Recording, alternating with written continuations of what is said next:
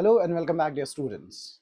In today's video, we will understand the concept of toppling of a car on a curve or I may say on a level road.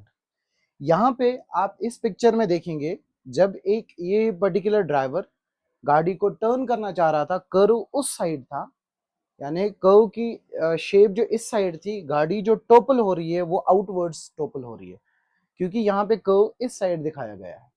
तो आपको ये चीज समझनी है कि जब भी गाड़ी टॉपल हो जाती है या ओवरटर्न हो जाती है, ये हमेशा आउटवर्ड ही टॉपल क्यों हो जाती है, इसकी पूरी फिजिक्स को समझते हैं।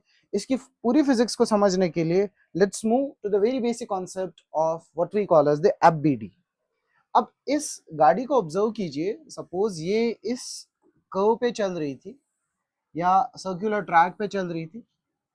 अब यहाँ पे ये गाड़ी थी, this was the car, these are the front wheels और ये हमारे पीछे रियर वाले टायर्स हैं। ये कर्व इस साइड है। अब इस गाड़ी पे लगने वाले फोर्सेस कौन कौन से हैं उनको हम इस एफबीडी की मदद से समझते हैं। तो अगर मैं इस गाड़ी का बैक साइड व्यू देख लूं तो कुछ यूं मिलेगा, ये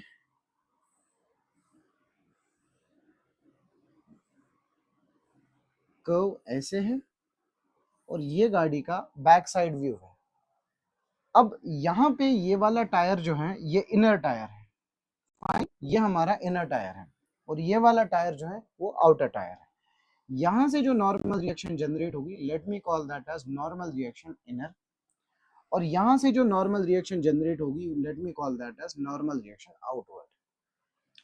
अब ये वाली जो विड्थ है, tyres are in extreme end, let me call this width as A, ये इसकी विड्थ है और ये इस गाड़ी के सेंटर ऑफ मास की हाइट है। ये समझना बड़ा जरूरी है क्योंकि टॉपलिंग जो कराता है वो टॉर्क कराता है। अब यहाँ पे इस गाड़ी का लेट से सेंटर ऑफ मास है, लेट मी से आई में से mg, और यहाँ पे पूरी बॉडी का जो वेट है वो कॉन्सेंट्रेटेड है। अब यहाँ पे गाड़ी का कर्व है, इस साइड सर्कल का रेडियस है, यहाँ पे हमारा एक फ्रिक्शनल फोर्स लग रहा है। तो सबसे इंपॉर्टेंट पॉइंट था हमें इस गाड़ी में फोर्सेस को आइडेंटिफाई करना। ये normal reaction on the outer tyre, this is the normal reaction on the inner tyre and this is the width and this is the height of the car.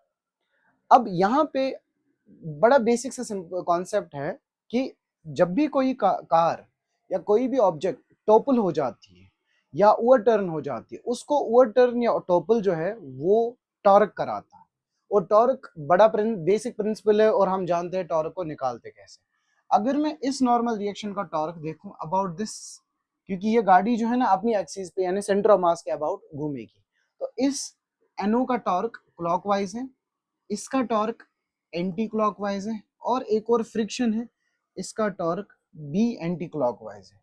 mg का कोई torque नहीं होगा, mg क्योंकि centre of gravity से ही पास हो रहा है तो इसका कोई टॉर्क नहीं होगा। अब लेट्स से द गाड़ी is right now, the car is right now safe, it is not toppling. तो अगर ये टॉपल नहीं हो रही है सेफ कंडीशन में, इसका मतलब जो भी क्लॉकवाइज टॉर्क्स होंगे वो एंटी क्लॉकवाइज टॉर्क से बराबर होंगे।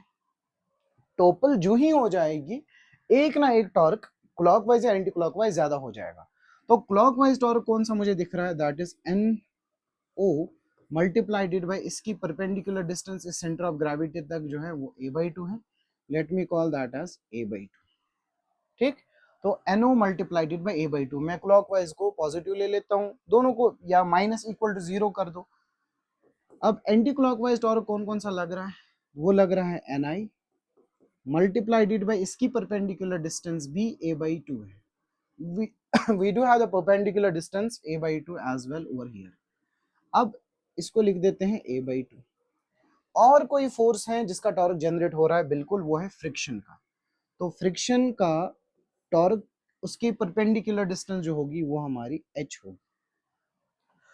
फॉर सेफ कंडीशन ये तो होना ही चाहिए, this is for safety, for safety, वरना गाड़ी टोपल हो जाएगी। फिर हम देखेंगे मैक्सिमम कितनी वेलोसिटी होनी चाहिए। तो इस कंडीशन में मैं ऐसे लिख सकता हूं NO माइनस NI, यानी इसको इधर साइड ले आते हैं, a/2 कॉमन निकाल देते हैं, equals to F into H। ये हमारा फ्रिक्शनल फोर्स है। अब गौर से समझना, इस फ्रिक्शनल फोर्स का कॉन्सेप्ट यहाँ पे क्या आएगा डियर स्टूडेंट्स, यहाँ पे गाड़ी सर्कुलर पाथ में चल रही है, तो अगर कोई भी ऑब्जेक्ट सर्कुलर पाथ में चल रहा है तो नेसेसरीली वो सेंट्रीपिटल फोर्स प्रोवाइड कर रहा है। तो यहाँ पे जो हमारा फोर्स होगा वही होगा हमारा centripetal force, that is mv² divided by r। अब मैं इस इक्वेशन को लिख सकता हूँ NO minus NI equals to 4mv² divided by r, friction के बदले 2 को मल्टीप्लाई कर देते, 2h divided by a divide हो जाएगा, यानी ये a जो है डिवाइड 2 को h मल्टीप्लाई। अब गौर से समझना, यहाँ पे दो चीजें अननोन है, दो NO NI अननोन है, इक्वेशन एक ही है, तो मुझे चाहिए दूसरी इक्वेशन। दूसरी इक्वेशन क्या होगा, NO प्लस NI दोनों mg के बराबर ही होंगे, क्योंकि जितना ऊपर की तरफ फोर्स लग रहा है NO NI वही mg के बराबर होगा।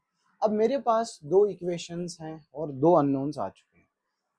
अब गौर से समझना, मैं यहाँ पे चाहे सब्स्टिट्यूशन मेथड कर दूं या मैं एलिमिनेशन मेथड कर दूं, व्हाटएवर, जब मैं इसको सॉल्व कर लूंगा मेरे पास NO that is the normal reaction वाला कॉन्सेप्ट, ऑन सॉल्विंग मैं निकालूंगा NO। NO किसके बराबर निकलेगा, वो निकलेगा mg divided by 2 into 1 plus v² divided by rg into h divided by a। Concept यहाँ पे there can be slight variation, important ये वाला कॉन्सेप्ट। ni जो मैं निकालूंगा वो निकलेगा mg divided by 2 1 minus v² divided by rg into h divided by a। यहाँ पे NO और NI की पर्टिकुलर वैल्यू मेरे पास आ चुकी है। अब गौर से समझना, v is the speed of the car.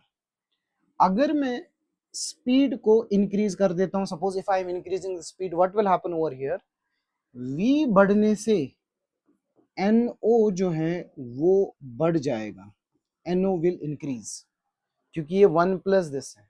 लेकिन अगर मैं स्पीड को इंक्रीज करता हूं, NI जो है वो डिक्रीज होता है, यानी आप स्पीड को फर्दर बढ़ाइए, जो नॉर्मल रिएक्शन है ऑन इनर टायर वो डिक्रीज होता जाएगा।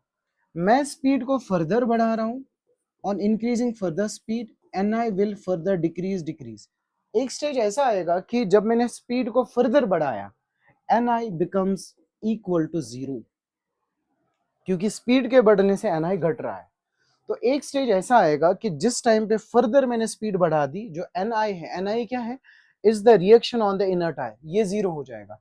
तो जब भी नॉर्मल रिएक्शन 0 होता है dear students, we know it very clear form, what I may say the concept of normal reaction. जिस टाइम पे नॉर्मल रिएक्शन 0 हो गया, नॉर्मल रिएक्शन 0 का मतलब कॉन्टैक्ट लॉस हो चुका है, यानी जो इनर वाले टायर्स है उनकी नॉर्मल रिएक्शन 0 हो गई, इसका मतलब उन्होंने कांटेक्ट को लूज किया, इसका मतलब वो हवा में उठ चुके हैं।